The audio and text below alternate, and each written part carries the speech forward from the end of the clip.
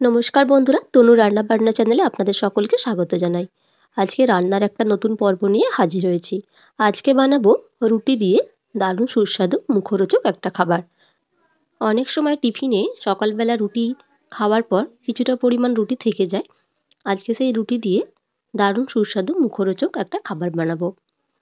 এখন থেকে এই বাসি রুটি আর ফেলে দিতে হবে না। রুটি দিয়ে খুব সুন্দর একটা রেসিপি তৈরি হবে। দুটো মিডিয়াম সাইজের আলু সিদ্ধ করে রেখেছি। এখন এই আলুর মধ্যে দিয়ে দিলাম গ্রেট করা গাজর, আর দিয়ে দিচ্ছি গ্রেট করা কুমড়ো। এখন দিয়ে দেব অল্প একটু বাঁধাকপি কুচি। এখানে সিদ্ধ করা আলুর মধ্যে যে সবজিগুলো আমি দিচ্ছি সেগুলো ছাড়াও আপনাদের পছন্দ মতো বাড়িতে থাকা যে কোনো সবজি দিয়েই এটা বানাতে পারেন। এখন একটা মিডিয়াম সাইজে টমেটো কুচি দিয়ে দেব। এখন শীতকাল, আমাদের সকলের বাড়িতেই হরেক রকম সবজির মেলা, আর সেই সবজি দিয়েই খুব সুন্দর সুস্বাদু একটা রেসিপি আজকে আপনাদের সাথে শেয়ার করছি। অল্প ধনেপাতা কুচি দিয়ে দিলাম। এখন দিয়ে দিচ্ছি 2 চামচের মতো কাঁচা লঙ্কা কুচি। আমি এখানে 4টে কাঁচা লঙ্কা কুচিয়ে রেখেছিলাম, সেটা দিয়ে দিলাম। ঝালের পরিমাণটা অবশ্যই আপনারা আপনাদের স্বাদ মতো দেবেন। এখন একটা মিডিয়াম সাইজের পেঁয়াজ কুচি দিয়ে দিলাম। অল্প একটু নারকেল কোড়া দিয়ে দিলাম। হাতের কাছে নারকেল কোড়া ছিল তাই দিয়ে দিলাম। স্বাদ অনুযায়ী লবণ দিয়ে দিলাম। 1 চামচ ধনে গুঁড়ো দিয়ে দিলাম। আর দিয়ে দেব 1 চামচ জিরে গুঁড়ো। রান্নায় যে মশলাগুলো আমরা বাড়িতে দিয়ে থাকি সেই মশলাগুলো দিয়ে এখানে আমি আজকে রান্নাটা করছি। অল্প একটু গরম মশলা গুঁড়ো দিয়ে দিলাম। এখন এই সমস্ত উপকরণ খুব ভালোভাবে মাখিয়ে নেব।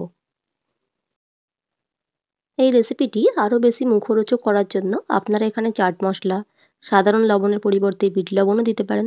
আরও ভালো লাগবে, বেশ চটপটা খেতে লাগবে। আলু সিদ্ধর সাথে সমস্ত উপকরণ ভালোভাবে মিশিয়ে নিয়েছি।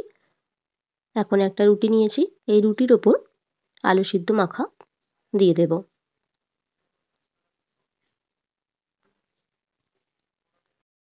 আপনারা চাইলে এই রুটির উপর হালকা একটু জল ভালোভাবে চারিদিকে মাখিয়ে নিয়ে তারপর আলু সিদ্ধ এভাবে চামচ দিয়ে দিতে পারেন।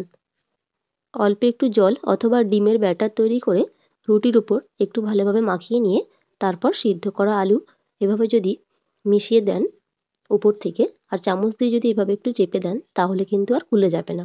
কিন্তু আমি আর এখানে ডিমের ব্যাটার অথবা জল দিয়ে করলাম না, কিন্তু আপনাদেরকে বলে রাখলাম। আপনারা যখন বাড়িতে করবেন তাহলে এইভাবে করতে পারবেন। আলু সিদ্ধ রুটির ওপর মাখানোর সময় চামচ দিয়ে খুব ভালোভাবে চেপে মাখিয়ে নিতে হবে। এখন একটা ছুরি দিয়ে এভাবে পিস করে কেটে নিচ্ছি। আপনার পছন্দ মতো যে কোনো শেপে কেটে নিতে পারেন। আমি এখানে চৌকো চৌকো করে কাটবো। একটা রুটি এভাবে কেটে নিয়েছি। এখন অন্য আর একটা পদ্ধতিতে রুটির ওপর আলু সিদ্ধ মাখিয়ে নেব। প্রথমে রুটিটা এভাবে 4 চৌকো করে কেটে নিয়েছি ছোট ছোট করে। এখন এর উপরে চামচের সাহায্যে আলু সিদ্ধ দিয়ে দিচ্ছি। একটু চেপে চেপে মাখিয়ে নেব। আর একটা রুটির ওপর আলু সিদ্ধ ভালোভাবে মাখিয়ে নিলাম। এখন একটা ব্যাটার বানিয়ে নেব। এই বাটি মেপে 1.5 বাটির মতো প্রথমে ময়দা নিয়ে নিচ্ছি। যে বাটি মেপে ময়দা নিলাম সেই একই বাটির 1 বাটির মতো দিয়ে দিচ্ছি বেসন। এখন দিয়ে দেব স্বাদ অনুযায়ী লবণ। আর দিয়ে দেব 1/2 চামচ ধনে গুঁড়ো। 1/2 চামচের মতো দিয়ে দেব গোলমরিচ গুঁড়ো।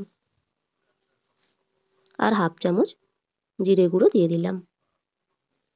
1 চামচ কালো জিরে দিয়ে দিলাম। একটু ধনেপাতা কুচি ছড়িয়ে দিলাম। এখন পরিমাণ মতো জল দিয়ে অল্প অল্প করে মিশিয়ে একটা ব্যাটার বানিয়ে নেব। সব জল একেবারে দেব না, অল্প অল্প করে দিয়ে একটা ব্যাটার বানিয়ে নেব। আমি এখানে ময়দা আর বেসন দুটো উপকরণ দিয়েই এই ব্যাটারটা তৈরি করছি। আপনারা চাইলে শুধু বেসন দিয়েও করতে পারেন। অল্প একটু হলুদের গুঁড়ো দিয়ে দিচ্ছি। আর দিয়ে দিচ্ছি অল্প একটু লাল লঙ্কার গুঁড়ো। খুব ভালোভাবে মিশিয়ে নিয়ে মিশ্রণটা রেডি করে নেব। খুব ভালোভাবে ফেটিয়ে নিতে হবে। যত ভালোভাবে ফেটিয়ে নেওয়া হবে তত ভালো ফুলবে।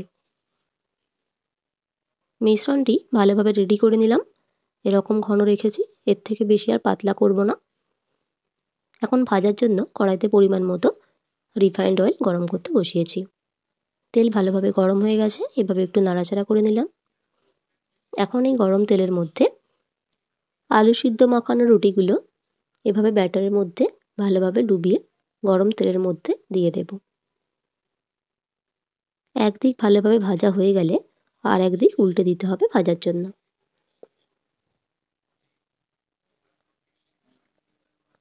একদিক একটু লাল লাল করে ভাজা হয়ে গেলে আর একদিক আমি উল্টে দিলাম।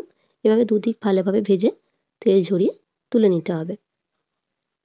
প্রত্যেকটা রুটি এভাবেই ভেজে তেল ঝরিয়ে তুলে নেব।